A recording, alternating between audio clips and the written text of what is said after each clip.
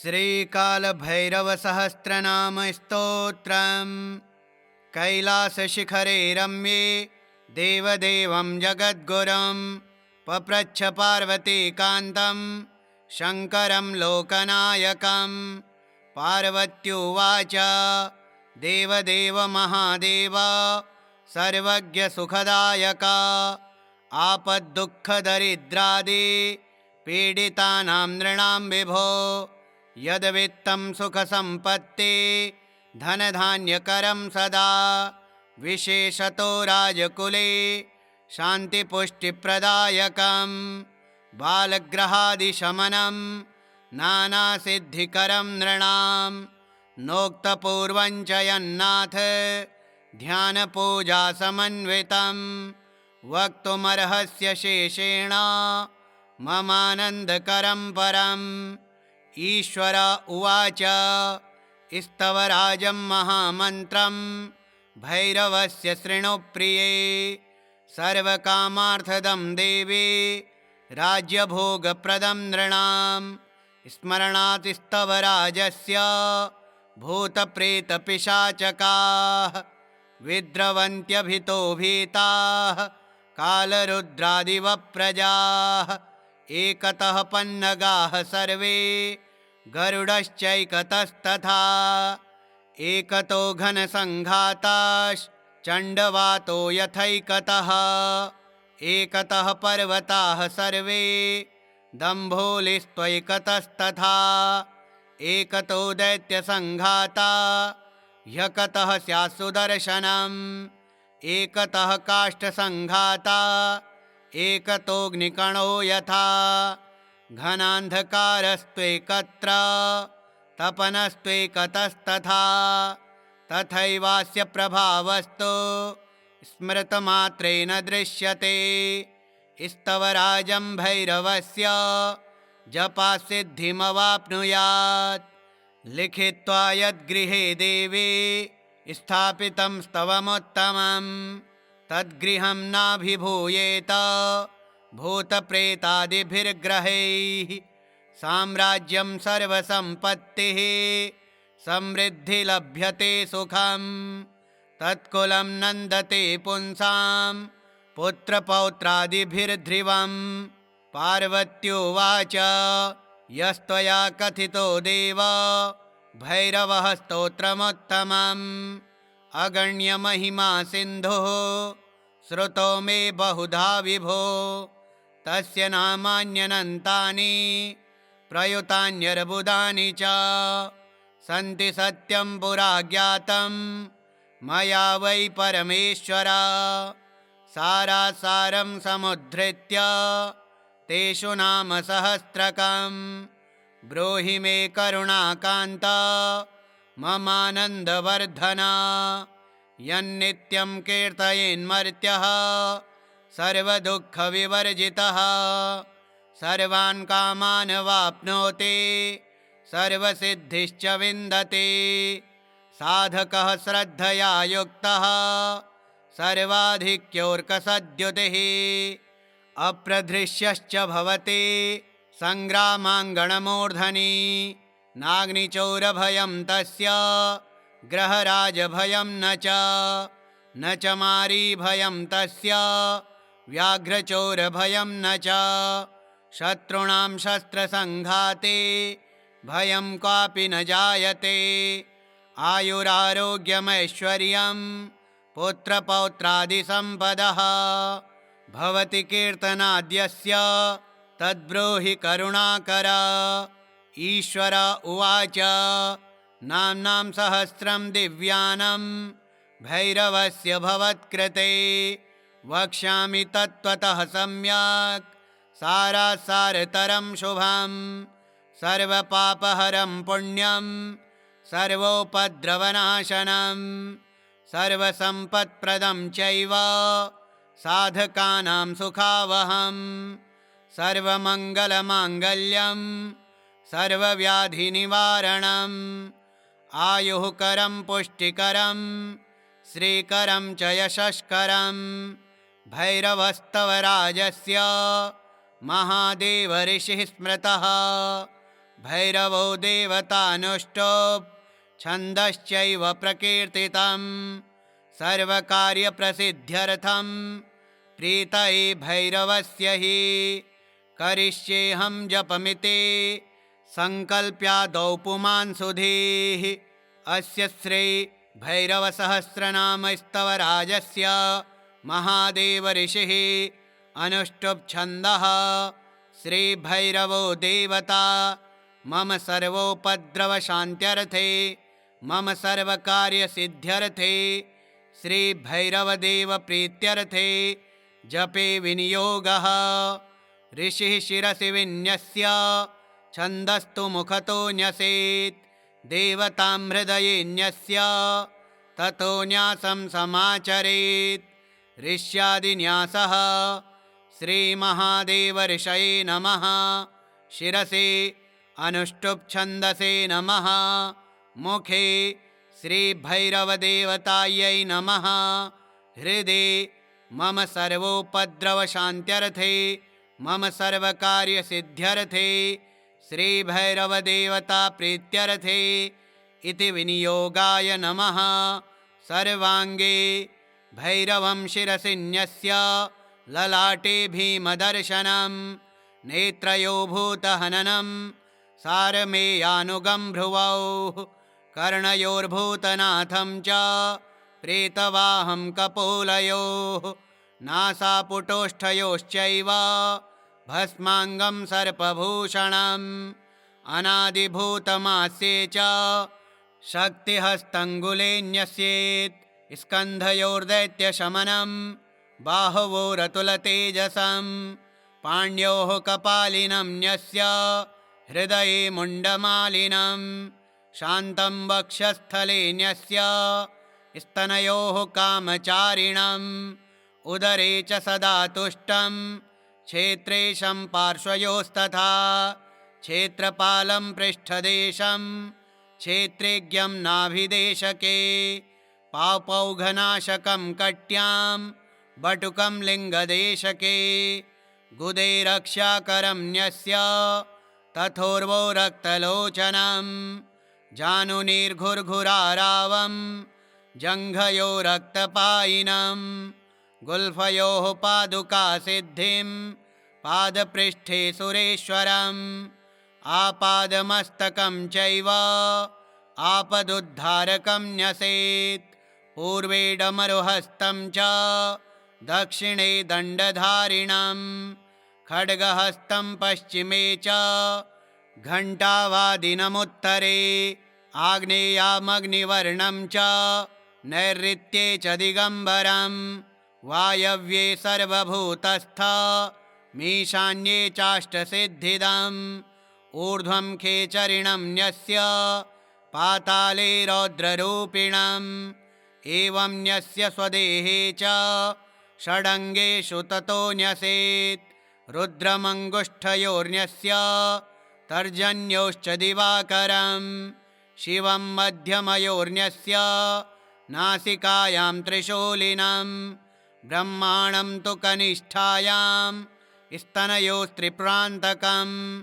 मांशासिनं कराग्रे तु करपृष्ठे दिगम्बरं हृदये भूतनाथाय आदिनाथाय मूर्धनि आनन्दपदपूर्वाय नाथायाथ शिखालये सिद्धिशाम्बरनाथाय कवचे विन्यसेत्तथा सहजानन्दनाथाय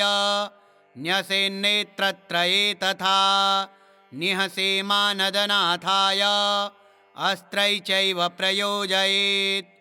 एवं न्यासविधिं कृत्वा यथावत्तदन्तरं ध्यानं तस्य प्रवक्ष्यामि यथा ध्यात्वा पठेन्नरः। ॐ शुद्धस्फटिकसङ्काशं सहस्रादित्यवर्चसं नीलजेमोतसङ्काशं नीलाञ्जनसमप्रभम् अष्टबाहुं त्रिनयनं चतुर्बाहुं द्विबाहुकं दशबाहुमथोग्रं च दिव्याम्बरपरिग्रहं दंष्ट्राकरालवदनं नोपुरारावसङ्कुलं भुजङ्गमेखलं देव मग्निवर्णं शिरोरुहं दिगम्बरमाकुरेशं वटुकाख्यं महाबलं खट्वाङ्गमशिपाशं च शूलं दक्षिणभागतः डमरुं च कपालं च वरदं भुजङ्गं तथा आत्मवर्णसमोपेतं सारमेयसमन्वितम् एवं ध्यात्वा सुसन्तुष्टो जपात् कामान् वाप्नुयात् साधकः सर्वलोकेषु सत्यं सत्यं न संशयः आनन्द सर्वगीर्वाण शिरो शृङ्गाङ्गसगिनः भैरवस्य पदाम्भोजं भूयस्तन्नौमि सिद्धये ॐ भैरवो भूतनाथश्च भूतात्मा भूतभावनः भूतावासो भूतपतिर्भूरिदो भूरिदक्षिणः भूताध्यक्षो भूधरेशो भूधरो भूधरात्मजः भूपतिर्भास्करी भीरुर्भीमो भूतिर्विभूतिदः भूतो भूकम्पनो भूमिर्भौमो भूताभिभावकः भगनेत्रो भवो भोक्ता भूदेवो भगवानभिः भस्मप्रियो भस्मशायी भस्मोद्धूलितविग्रहः भर्गः शुभाङ्गो भव्यश्च भूतवाहनसारथिः भ्राजिष्णुर्भोजनं भोक्ता भिक्षुर्भक्तिजनप्रियः भक्तिगम्यो भृङ्गिरिटिर्भक्त्या वेदितविग्रहः भूतचारी निशाचारी प्रेतचारी भयानकः भावात्मा भूर्भुवो लक्ष्मीर्भानुर्भीमपराक्रमः पद्मगर्भो महागर्भो विश्वगर्भाः स्वभूरभूः भूतलो भुवनाधीशो भूतिकृद्धान्तिनाशनः भूतिभूषितसर्वाङ्गो भूषयो भूतवाहनः क्षेत्रज्ञः क्षेत्रपालश्च क्षेत्रविघ्ननिवारणः शान्तः शूद्रः क्षेत्रपश्च क्षुद्रघ्नः छवियः शमी शोभणो मारणस्तम्भी मोहनो जृम्भणो वशी क्षेपणः शान्तिदः श्यामः शमा क्षेत्रं शरोक्षरः कंकालः कालशमनः कलाकाष्ठा तनुः कविः कालः कराली कंकाली कपाली कमनीयकः कालकालः कृत्तिवासाः कपर्दी कामशासनः कुबेरबन्धुः कामात्मा कर्णिकारप्रियः कविः कामदेवः कामपालः कामीकान्तः कृतागमः कल्याणः प्रकृतिः कल्पः कल्पादिः कमलेक्षणः कमण्डलुधरः केतुः कालयोगी त्वकल्मषः करणं कारणं कर्ता कैलासपतिरेश्वरः कामारिः कश्यपो नादि किरीटी कौशिकस्तथा कपिलः कुशलः कर्ता कुमारः कल्पवृक्षकः कलाधरः कलाधीशः कालकण्ठः कपालभृत् कैलासशिखरावासः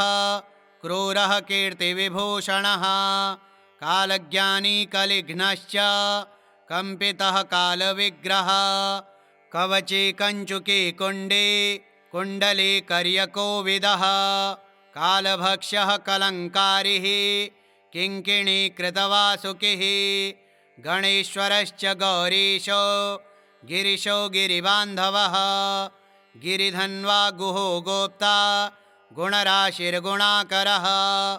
गम्भीरो गहनो गोसा गोमान्मन्ता मनोगतिः श्रीशो गृहपतिर्गोप्ता गौरो गव्यमयः खगः गणग्राही गुणग्राही गगनो गहुवराश्रयः अग्रगण्येश्वरो योगी खट्वाङ्गी गगनालयः अमोघो मोघफलदो घण्टारावो घटप्रियः चन्द्रपीडश्चन्द्रमौलिश्चित्रवेशश्चिरन्तनः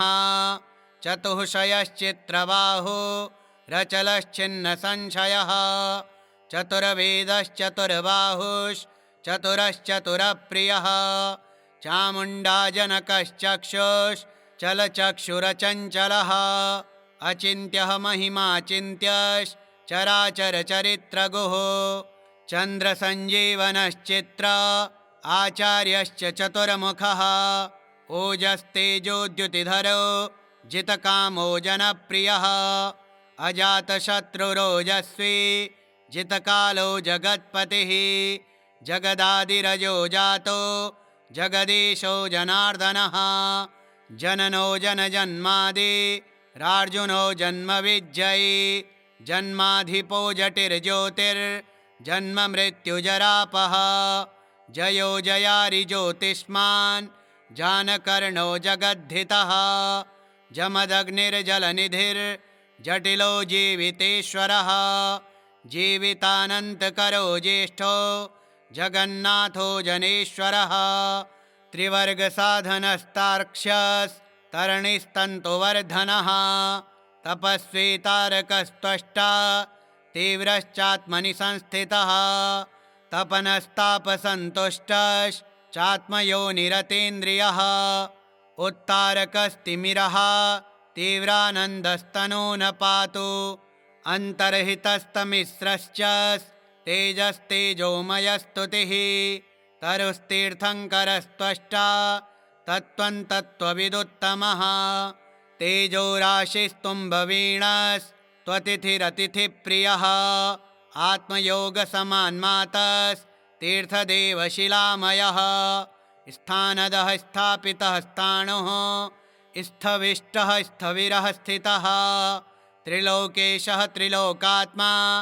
त्रिशूलः त्रिदशाधिपः त्रिलोचनः त्रयीवेद्यः त्रिवर्गस्थः त्रिवर्गदः दूरस्रवा दुष्कृतघ्नो दुर्धर्षो दुस्सहोदयः दृढपारी दृढो देवो देवदेवोऽथ दुन्दुभः दीर्घायुधो दीर्घतपो दक्षो दुःस्वप्ननाशनः दुर्लभो दुर्गमो दुर्गो दुरावासो दुरासदः दमो दमयिता दान्तो दाता दानन्दयाकरः दुर्वासाद्रिर्देवकार्यो दुर्गेयो दुर्भगोदयः दण्डिदाहो दानवारिर्देवेन्द्रस्त्वरिमर्दनः देवासुरगुरुर्देवो देवासुरनमस्कृतः देवासुरमहामन्त्रो देवासुरमहाश्रयः देवाधिदेवो देवर्षि देवासुरवरप्रदः देवासुरेश्वरो देव्यो देवासुरमहेश्वरः सर्वदेवमयो दण्डो देवसिंहो दिवाकरः दम्भो दम्भो महादम्भो दम्भकृद्दम्भमर्दनः दर्पघ्नो दर्पदो दृप्तो दुर्जयो दुरतिक्रमः देवनाथो दुराधर्षो दैवज्ञो देवचिन्तकः दक्षारिर्देवपालश्च दुःखदारिद्र्यहारकः अध्यात्मयोगनिरतो धर्मशत्रुधनुर्धरः धनाधिपो धर्मचारी धर्मधन्वा धनागमः ध्येयोग्रधुर्यो धात्रीशो धर्मकृद्धर्मवर्धनः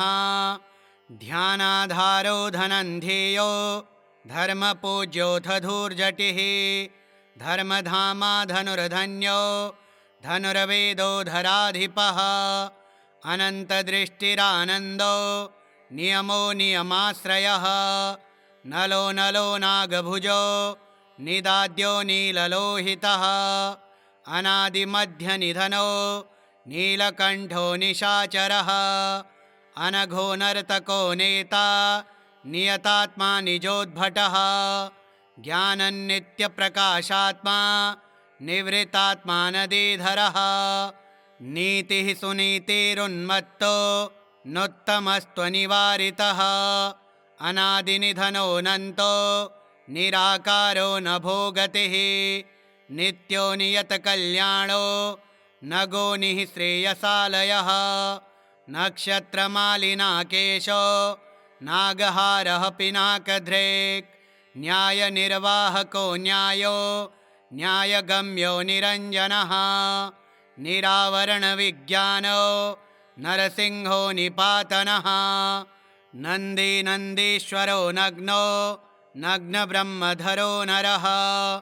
धर्मदो निरहङ्कारो निर्मोहो निरुपद्रवः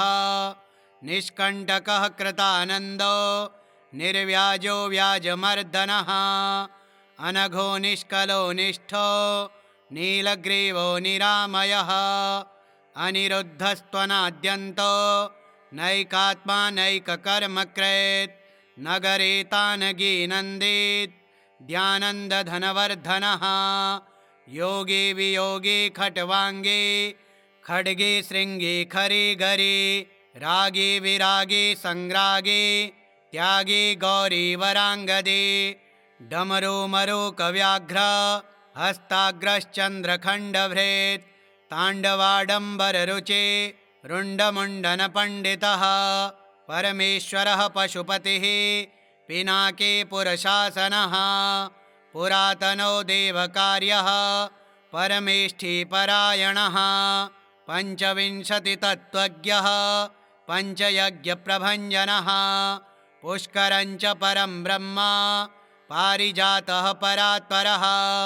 प्रतिष्ठितः प्रमाणज्ञः प्रमाणं परमन्तपः पञ्चब्रह्मसमुत्पत्तिः परमात्मा परावरः पिनाकपाणिः प्रांशुश्च प्रत्ययः परमेश्वरः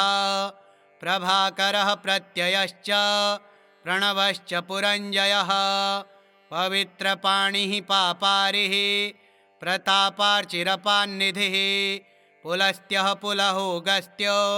पुरुहूतः पुरुष्टुतः पद्माकरः परञ्ज्योतिः परापरफलप्रदः परापरज्ञः परदः परशत्रुः परम्पदः पूर्णः पूरयिता पुण्यः पुण्यश्रवणकीर्तनः पुरन्दरः पुण्यकीर्तिः प्रमादी पापनाशनः परशीलः परगुणः पाण्डुरागपुरन्दरः परार्थवृत्तिः प्रभवः पुरुषः पूर्वजः पिता पिङ्गलः पवनः प्रेक्षः प्रतप्तः पूषदन्तः परमार्थगुरुः प्रीतः प्रीतिमाश्च प्रतापनः पराशरः पद्मगर्भः परः परपुरञ्जयः उपद्रवः पद्मकरः परमार्थैकपण्डितः महेश्वरो महादेवो मुद्गलो मधुरो मृदुः मनः शायी महायोगी महाकर्मा महौषधं महर्षिः कपिलाचार्यो मृगव्याधो महाबलः महानिधिर्महाभूतिर्महानीतिर्महामतिः महाहृदो महागर्तो महाभूतो मृतोपमः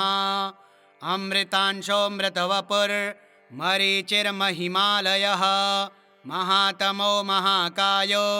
मृगबाणार्पणो मलः महाबलो महातेजो महायोगी महामनः महामायो महासत्त्वो महानादो महोत्सवः महाबुद्धिर्महावीर्यो महाशक्तिर्महाद्युतिः उन्मत्तकीर्तिरुन्मत्तो माधवी नमितो मतिः महाशृङ्गो मृतो मन्त्रो माङ्गल्यो मङ्गलप्रियः अमोघदण्डो मध्यस्थो महेन्द्रो मोघविक्रमः अमेयोरिष्टमथनो मुकुन्दस्त्वमयाचलः मातामहो मातरिश्वा मणिपुरो महाशयः महाश्रयो महागर्भो महाकल्पो महाधनुः मनो मनोजवो मानी मेरुमेद्यो मृदो मनः महाकोशो महाज्ञानी महाकालः कलिप्रियः महाबटुर्महात्यागी महाकोशो महागतिः शिखण्डी कवचे शूले जटे मुण्डी च कुण्डले मेखले कञ्चुके खड्गे माली मायी महामणिः महेश्वासो महीभर्ता महावीरो महीभुजः मखकर्ता मखध्वंसे मधुरो मधुरप्रियः ब्रह्मसृष्टिर्ब्रह्मवीर्यो बाणहस्तो महाबली कालरूपो बलोन्मादे ब्रह्मण्यो ब्रह्मवर्चसे बहुरूपो बहुमायो ब्रह्मा विष्णुशिवात्मकः ब्रह्मगर्भो बृहद्गर्भो बृहज्योतिर्बृहत्तरः बीजाध्यक्षो बीजकर्ता बीजाङ्गो बीजवाहनः ब्रह्म ब्रह्मविदो ब्रह्मा ब्रह्मज्योतिर्बृहस्पतिः बीजबुद्धिब्रह्मचारी ब्रह्मण्यो ब्राह्मणप्रियः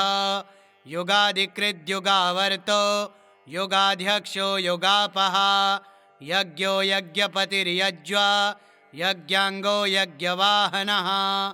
योगाचार्यो योगगम्यो योगी योगश्च योगवेत् योगाङ्गो योगसारङ्गो यक्षो युक्तिर्यमो यमी रौद्रो रुद्रऋषिराहु रुचिर्त्वं व्रणप्रियः अरोगो रोगहारी च रुधिरो रुचिराङ्गदे लोहिताक्षो ललाटाक्षो लोकदो लोककारकः लोकबन्धुर्लोकनाथो लक्षणज्ञोऽथ लक्षणः लोकमायो लोककर्ता लौल्यो ललित एव च वरीयान् वरदो वन्द्यो विद्वान् विश्वामरेश्वरः वेदान्तसारसन्देहो वेतरागो विशारदः विश्वमूर्तिर्विश्ववेद्यो वामदेवो विमोचकः विश्वरूपो विश्वपक्ष्यो वागीशो वृषवाहनः वृषाङ्कोऽथ विशालाक्षो विश्वदीप्तिर्विलोचनः विलोको विश्वदृग्विश्वो विजितात्मालयः पुमान् व्याघ्रचर्मधरो वाङ्गी वाङ्गयैकविधिर्विभुः वर्णाश्रमगुरुवर्णी वरदो वायुवाहनः विश्वकर्ता विनीतात्मा वेदशास्त्रार्थतत्त्ववित् वसुर्वसुमना व्यालो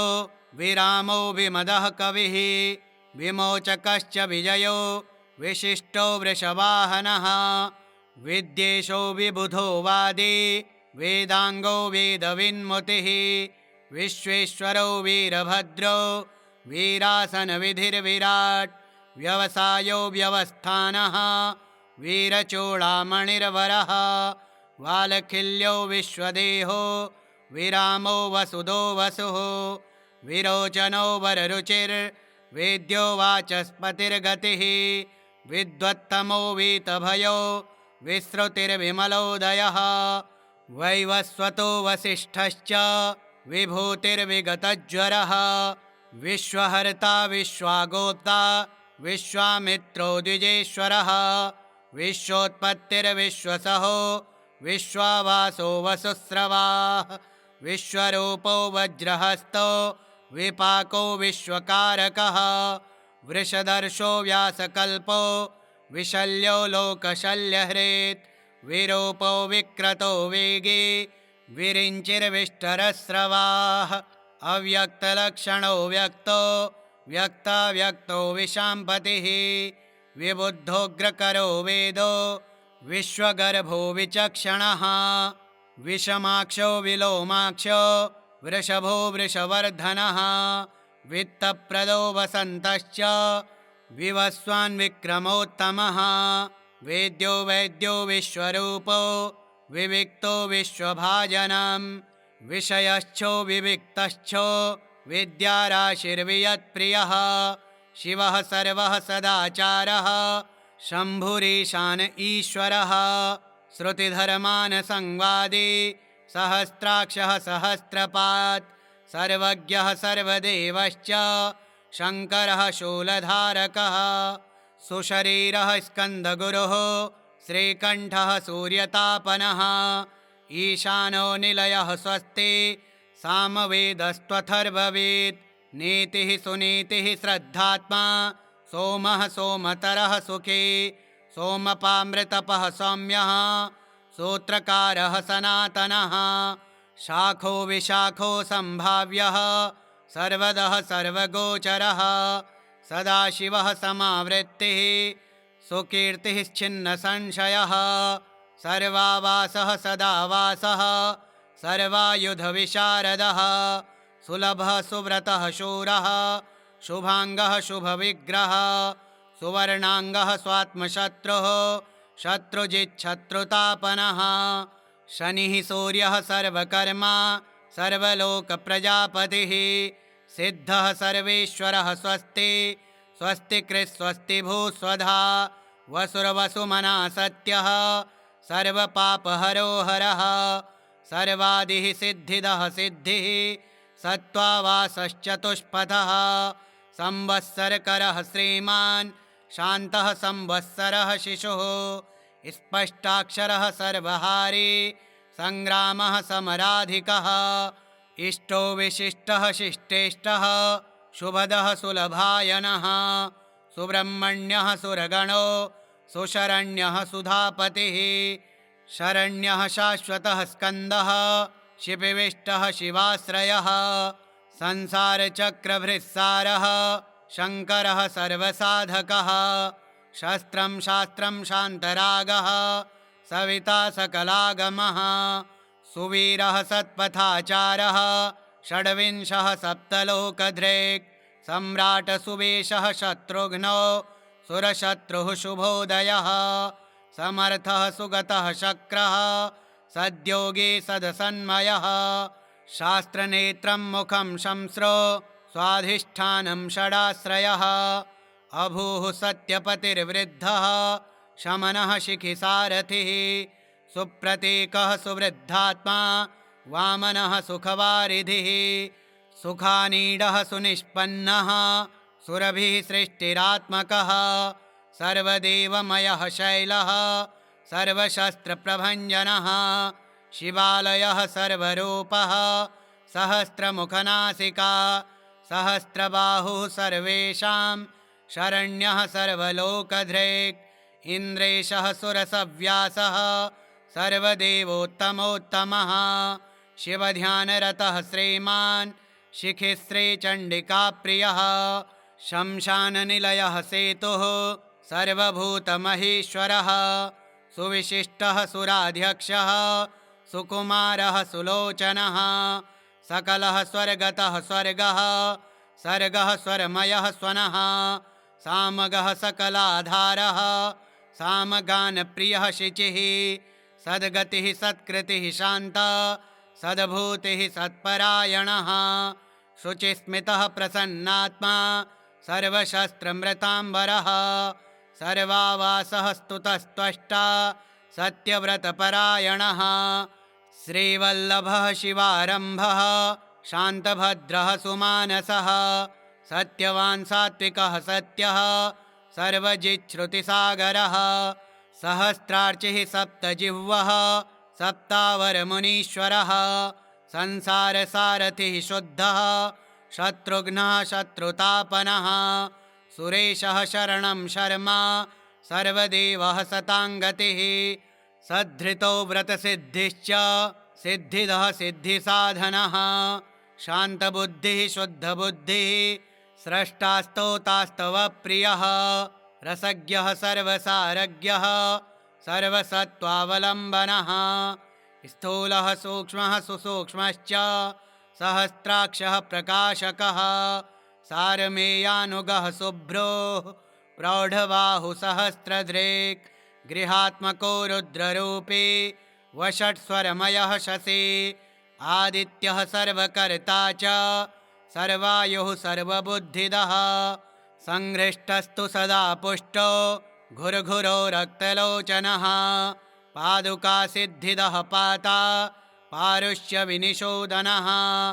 अष्टसिद्धिर्महासिद्धिः परः सर्वाभिचारकः भूतवेतालघाती च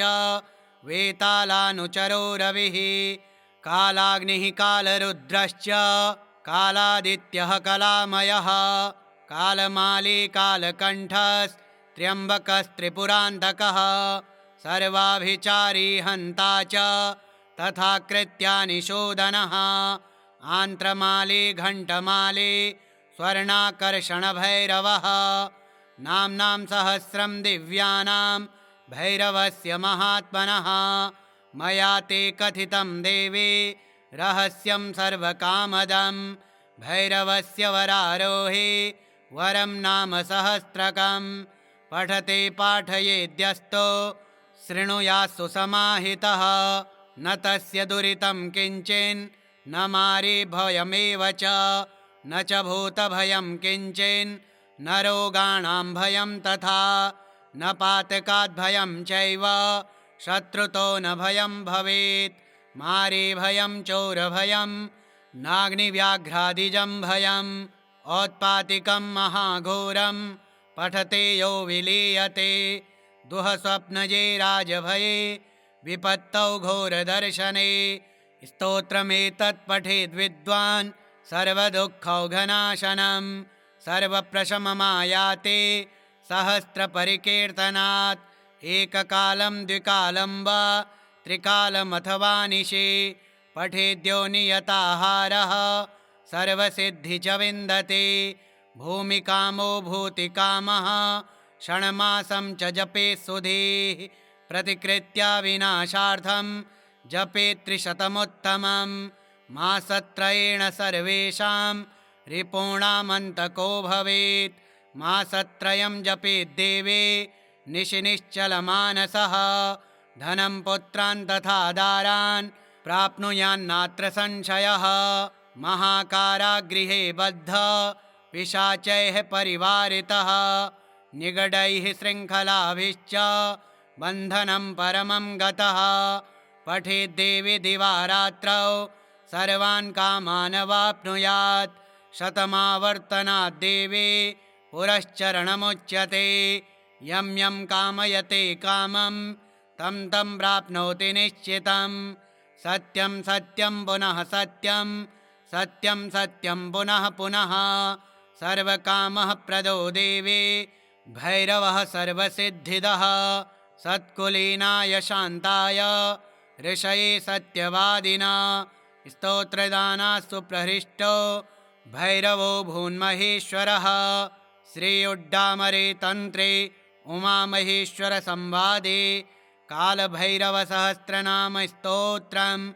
श्रीकालभैरवार्पणमस्तु। ॐ श्रीकालभैरवाय नमः।